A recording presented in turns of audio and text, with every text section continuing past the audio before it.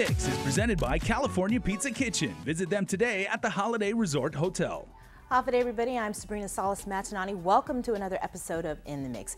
As many of you know, I'm pretty much game to do about any challenge. So when the invitation came to help train our public safety officers, I said sign me up. But I should warn you, this next video you're about to see gets a little crazy.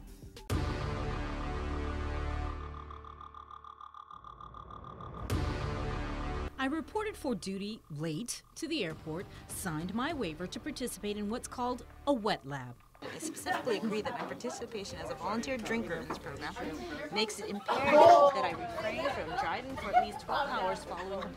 Am I really drinking that much? It depends. So I've never participated in a wet lab before, but the idea is you have a group of volunteers, make them drink alcohol for a class of public safety officers who will then conduct a standardized field sobriety test. The wet lab was the next phase of training led by the Arizona State Governor's Office of Highway Safety.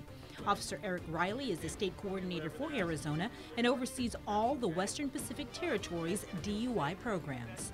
The Guam officers, we have Navy DOD, the military officers are here, all conduct the training the exact same way. Officer Riley was joined by Sergeant Robert Martin, also from Arizona. We just did a class with about 44 students about drinking and driving, specifically alcohol, for the first 3 days.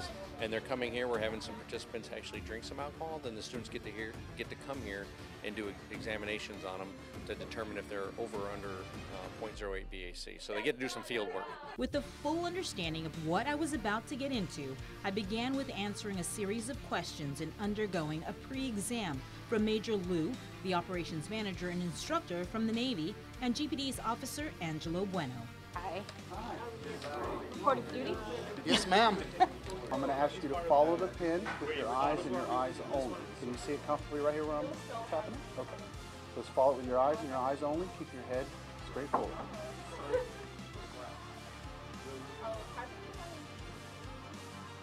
Over here, I'm gonna check your pupil size. I'm gonna take your pulse, blood pressure, and I'm gonna have you blow in this portable to make sure there's no BAC. Okay?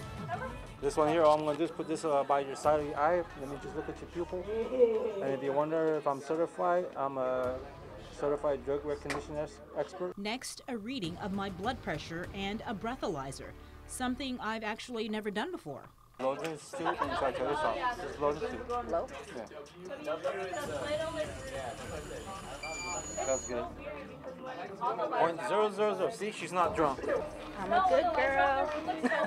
And the time is 5:15.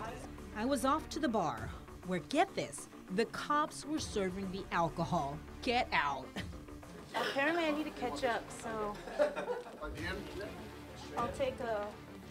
We got vodka, Jameson, Captain Morgan, Jose Cuervo, some Smith & Cross traditional Jamaican rum, and Crown Royale.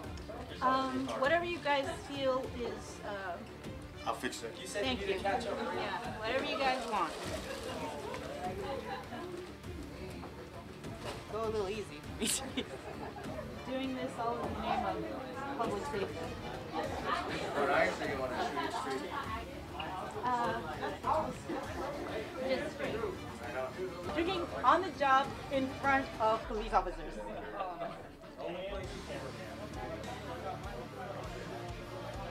All for you guys.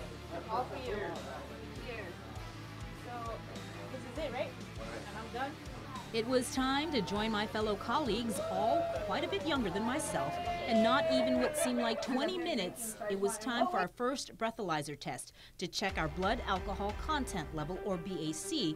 Keep in mind the legal limit is 0.08. There's a test already? I just got here. Oh my God. All right, put your drinks down. I'm a lightweight, I just realized that. We're Just gonna had a take half a 5 cup minutes. of vodka. When the officers come for their training, they're going to ask you questions, they're going to test you, basically what they've been trained on and what they're doing actually on the road.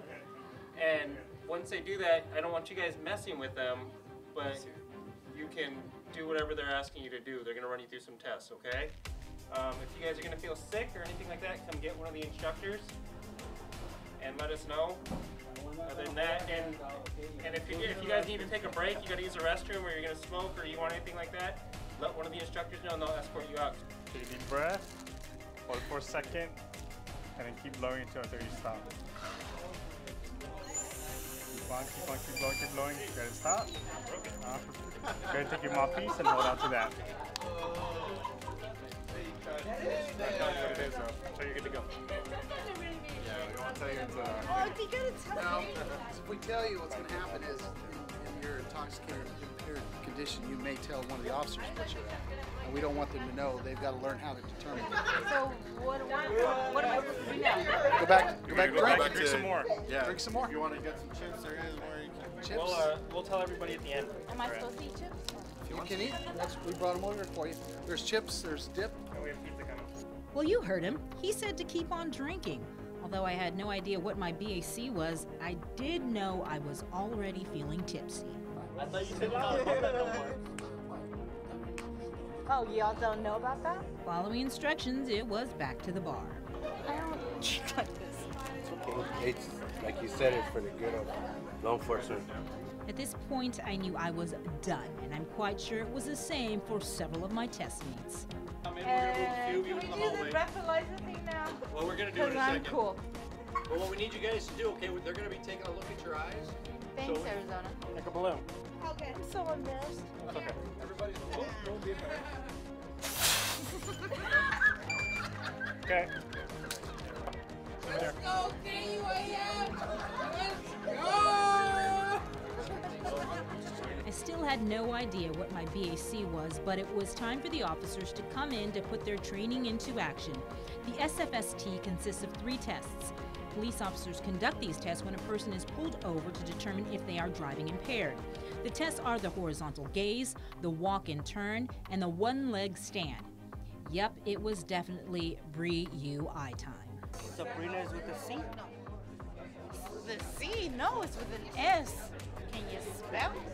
Keeping your head straight and still and using your eyes only, I want you to follow the tip of my pen. Do you understand? Yes. Ma'am, don't move your head, ma'am.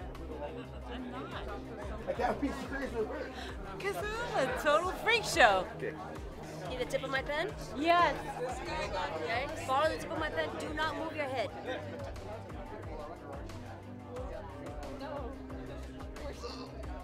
Just your head, not your body. I'm trying. Try harder. And like me, my test mates were also undergoing the SFST.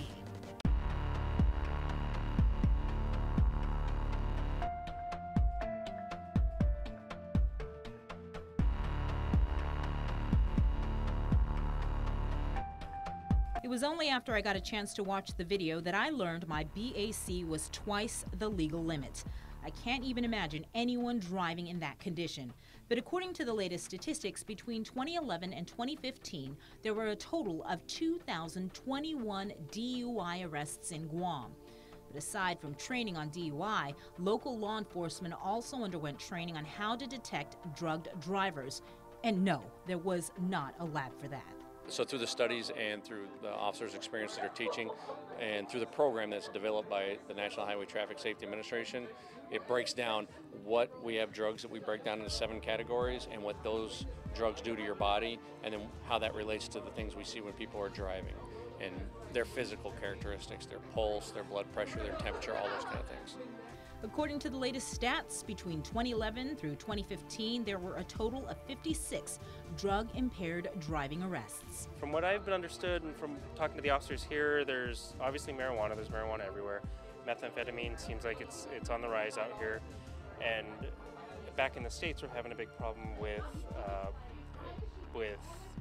heroin or drugs of that category, pain pills, stuff like that, prescription pills, which are being abused regularly out there. Officer Riley adds Arizona is also experiencing an uptick in cocaine use, which he suspects will trickle to Guam. At the end of the day, we're hoping to have the Guam Police Department and the officers out here better trained in being able to recognize a drug-impaired driver. Please, if you're going to drink, have a designated driver. Stay tuned. In the Mix continues after the break.